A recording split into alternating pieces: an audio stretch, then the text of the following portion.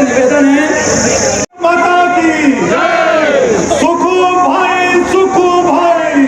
आज भाजपा ने सरकार को घेरने का एक मतलब काफ़ी बड़ा जो मुद्दा 10 महीने का उठा रही है बीजेपी, उसके ऊपर क्या बोलना चाहेंगे आप? हम तो ये बोल रहे हैं कि कांग्रेस वालों ने जो 10 गारंटियाँ दी थी ना, वो 10 महीने तक पूरी नहीं हुई। यहाँ तो 9 महीने के बाद भी बच्चा तैयार हो जाता है, बच्चा पैदा हो जाता है, इनसे हुआ ही नहीं। तो सर कांग्रेस का ये भी कहना है कि सरकार आपदा के लिए विपक्ष के साथ विपक्ष की जो भूमिका थी वो विपक्ष नहीं निभा पाया है सही तरीके से। हमें जितना जो हमारा नुकसान हो उसके हिसाब से केंद्र सरकार ने भी कुछ नहीं दिया और हमने विपक्ष का सहयोग मांगा, लेकिन विपक्ष भी इस मुद्दे से थोड़ा दूर भाग रहा है। क्यों सर ऐसा? विपक्ष जो है आज भाजपा है, तो भाजपा ने कभी इस तरीके कह के तोड़ मरोड़ करो नहीं तो धरना यहाँ होता था। कांग्रेस वालों ने तो यहाँ लाठी चार्ज कराया शांता कुमार के टाइम में, जिसके जीते जाते मिसाल में खुद हूँ। ये तो डर गए। बीजेपी वालों ने पूरा डिसिप्लिन करके विधानसभा के अंदर जो मामले थे उजागर किए पूरे के पूरे। अब इनके क्या हो रहा है कि आपदा इन्हीं के ऊपर आ गई। ये बोल रहे हैं पैसा नहीं आ रहा, पैसा नहीं आ रहा, बथेरा पैसा आ रहा है, इम्प्लीमेंट कहाँ हो रहा है? कुछ नहीं हो रहा है। ये सब गप्पोर शंख है, झूठ बोल के इन्होंने अपनी सरकार ला करके चला दी। इसलिए बीजेपी ने तो ऑपोजिशन करनी है। अभी लोकसभा आ रही भाई, इनके हमने जाके पलंदे खोलने हैं। अगर इनके पलंदे नहीं खुलेंगे, जनता के कानों में आवाज़ नहीं जाएगी, तो फिर बात क्या बनेगी? सर सरकार का ये भी कहना है, सरकार का कहना है कि जिस तरह से केंद्र ने हमारे साथ एक भेदभाव किया है और उत्तराखंड में जब एक त्रासदी आई थी तो उत्तराखंड को 2013 में मनमोहन सरकार ने एक पैकेज दिया था, लेकिन आज हिमाचल में एक आपदा आई है और केंद्र सरकार अपने हाथ पीछे कर रहा है। ना कोई सांसद जो हैं सही तरीके से आवाज़ उठा पा रहे हैं, ना ही विपक्ष के नेता। तो क्यों? सांसद बिल्कुल आवाज़ उठा रहे हैं, अपना पैसा भी आपदा में दे रहे हैं। ये जो उत्तराखंड की बात कर रहे हैं, मैं तो 1970 से मैं राजनीति में हूँ। जब डबल इंजन की सरकार की बात आती है तो उत्तराखंड में डबल इंजन की सरकार, जब दिल्ली में भी और वहाँ भी, तो भाई अपना तो पहले देखना है। घर से रोटी खा के जाओ तो बाहर भी मिलती है। अब ऐसे थोड़ी इनके कहने से सब कुछ हो जाएगा। ये होगा मेरिट के आधार पे, मेरिट के आधार में सर्वे के बाद जितनी रिपोर्टिंग हुई है उसके आधार पर पैसा आ रहा है। तो सुक्खू जी बोल रहे हैं कि अगर केंद्र हमारी हेल्प नहीं करेगा तो हम अपनी तरफ से ही एक आपदा। जी अब सुख में है ना, और जब जाके लोगों ने घसे देने तो दुख में आ जाएंगे अपने आप। ठीक है सर। तो बरागटा जी आज आप भी आए हैं और कार्यकर्ताओं के साथ आए हैं और प्रदेश का 10 महीने का जो कार्यकाल है उसके ऊपर आज विधानसभा का घेराव भाजपा कर रही है। तो ऐसा क्या लगा भाजपा को कि अब घेराव करने की ज़रूरत आ गई है हमें? देखिए, प्रजातंत्र में अपनी आवाज़ उठाना ये एक बहुत महत्वपूर्ण विषय है। अब आप लगातार देख रहे हैं जब से सरकार आई है हम इश्यूज़ उठा रहे हैं, चाहे विधानसभा के अंदर, चाहे जयराम ठाकुर जी, चाहे हम लोग जो हम बाहर हैं विधानसभा से, हम लगातार लोगों की परेशानियों को करके आ रहे हैं। हाँ, बहुत बड़ी बात है कि जो जिस तरह का घेराव आज हम कर रहे हैं विधानसभा का या प्रदर्शन कर रहे हैं, यूजुअली ये चौथे साल में होता है। ऐसा क्या हुआ कि हमारे को ये फर्स्ट 10 मंथ्स में करना पड़ा? देखिए, मैं इस बात को फिर दोहरा रहा हूँ और इस मीडिया इंटरेक्शन में मैं इसको हमेशा बोलता हूँ। 10 गारंटियाँ जो कांग्रेस पार्टी ने दी थी, जो झूठ बोलकर उन्होंने सत्ता को काबिज़ किया था, आज as a fundamental opposition party Bharatiya Janata party, हमारा पूरा हक है, फंडामेंटल राइट बनता है कि हम अपनी चीज़ों को अपनी आवाज़ें उठाएं। जैसे मैं आपको अपने क्षेत्र की बात करूँ, 10 मुद्दों पर मैं नहीं जा रहा। हमारा एक इन्होंने गारंटी दी थी कि सेब के जो बागवान है वो तय करेंगे अपने फलों की कीमत। उस पर क्या हुआ?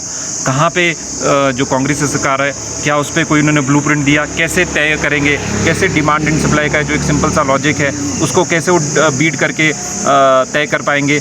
और उसको भटकाने के लिए इनके मंत्री सुबह बोलते हैं कि हमने ऐसा कुछ नहीं बोला, दूसरे दिन बोलते हैं हमने ऐसा बोला। तो ये खुद ही कन्फ्यूज़ड हैं। और कभी जैसे सेब की अगर मैं बात करूं, केजी के हिसाब से बिकेगा, नहीं बिकेगा, यूनिवर्सल काटन आएगा, नहीं आएगा, तो सरकार बागवानी के मुद्दे को लेकर पूरी तरह से जिसको बोलता कन्फ्यूज़ड है। अब आप देखिए, मुद्दा इतना प्रदूषण पूरे क्षेत्र में होता है। बद्दी नालागढ़ चल जाइए, जहाँ पे भी इंडस्ट्रीज़ है, आप सेब वालों पर 1-1 लाख का जुर्माना लगाते हैं। और जुर्माना भी इसलिए लगाते हैं क्योंकि आप सड़क नहीं खोल पाए उनकी। तो अगर ये विषय हम लोगों को बीच में लेकर जाएंगे तो लोगों को भी पता चलेगा कि कांग्रेस की जो सरकार है किस तरह से उन्होंने झूठ बोला था। और ये हमारा कर्तव्य है कि हम लोगों के बीच में ये सारी।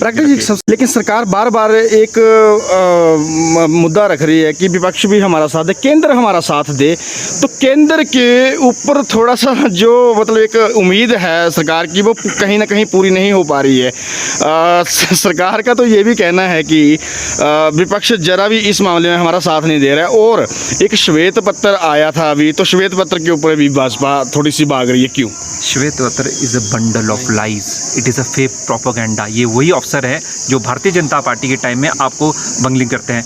आप खुद जरा जो इनके उप मुख्यमंत्री जी हैं उसमें सिर्फ श्वेत पत्र पढ़कर, और जो उनकी बजट बुक में था, ऐसा क्या हो गया कि 6-7 महीने में आपके सारे आंकड़े चेंज हो गए।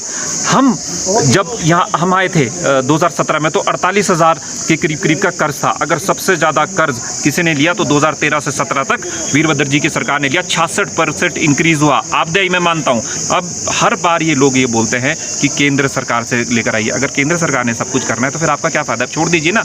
आप बोलते हैं इसको नेशनल डिजास्टर्स को इसकी घोषणा करिए। अब नेशनल डिजास्टर के क्या पैरामीटर है? कॉन्स्टिट्यूशनल कोई ब्रेकडाउन हुआ है, कोई फाइनेंशियल मेल्टडाउन हुआ है, या कोई लीडरशिप क्राइसिस है? इन तीनों में से कोई पैरामीटर तो पूरा हो ना, तभी आप करेंगे। अब आ जाइए कि क्या केंद्र की तरफ से आ रही है। मैं आपको बता दूं, ऑन रिकॉर्ड बोल रहा हूं, केंद्र की तरफ से जो मदद आएगी उसकी बात में आप लोग भी कल्पना कर सकते हो, कांग्रेस पार्टी भी कल्पना नहीं कर सकती। अगर आप एक जिसको बोलते हैं फॉर्मेट ही आप केंद्र सरकार को नहीं भेज सकते कि ये इश्यूज है, तो उसमें क्या करेंगे? आपकी सेंट्रल टीम एक बार आ गई, सेंट्रल टीम ने अक्टूबर के फर्स्ट वीक में आना है। जो सेंट्रल पैकेज वो आना है वो आएगा, परंतु क्या हिमाचल प्रदेश की सरकार ने अभी तो कोई पैकेज को रिलीज करा? आप सभा पटल पे बोलते रहते हैं कि we are releasing the financial package. कहाँ है वो फाइनेंशियल पैकेज? लेकर आइए ना। केंद्र की बात आप बार बार करते हैं, पर सुकू सरकार ने खुद क्या करा है अभी तक? सर एक और लास्ट सवाल है आपसे।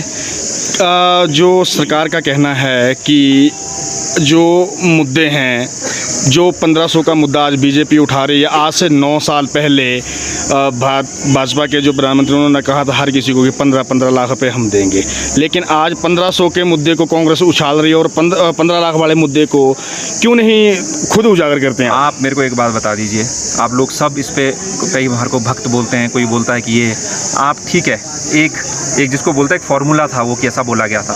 आप क्या हमारे वो मैनिफेस्टो में था कि 15 लाख रुपए आएंगे? इनके मैनिफेस्टो में आया कि नहीं आया कि 1500 रुपए देंगे? इनके मैनिफेस्टो में नहीं आया कि 300 रुपए यूनिट 300 यूनिट बढ़ाएंगे? इनके मैनिफेस्टो में नहीं आया कि गोबर खरीदेंगे? इनके मैनिफेस्टो में नहीं आया कि हम दूध खरीदेंगे? इनके मैनिफेस्टो में नहीं आया कि सेब तय करेंगे अपनी उसकी कीमत? तो झूठ तो ये लोग बोल रहे हैं, हम कहाँ से झूठ बोलने की इसमें किस बात का वो करते हैं? ये बिल्कुल जिसको बोल रहा हूँ, ये बिल्कुल बंडल ऑफ लायर्स है और इसको प्रूव कर दे। अभी मैं एक छोटा सा विषय में आपको एक और बता देता हूँ, क्योंकि मैं उस क्षेत्र से आता हूँ जहाँ सबसे ज़्यादा सेब होता है। हमारे माननीय बागवानी मंत्री जो जिसको मैं बोलता हूँ, ही शुड रिजाइन। वो लगातार लोगों को बोलते हैं कि इंपोर्ट ड्यूटी कम होगी सेब की, 50% है अभी भी। पीयूष गोयल जी ने, कॉमर्स सेक्रेटरी ने, हम लोगों ने, सबने बोला है, आप प्रूव करिए ना। और आप कल भी आपने विधानसभा के अंदर, सॉरी फ्राइडे को भी आपने विधानसभा के अंदर बोला है, कहाँ पे इंक्रीज हुई? दिखाइए ना डॉक्यूमेंट। अगर आप डॉक्यूमेंट दिखा देते हैं, नहीं दिखा सकते तो आप रिजाइन करिए। आप जिसको बोलते हैं विधानसभा के अंदर आप झूठ बोल रहे हैं, तो ये पूरी तरह से कांग्रेस पार्टी झूठ की गवर्नमेंट है और इसको हम एक्सपोज करेंगे लोगों के बीच में।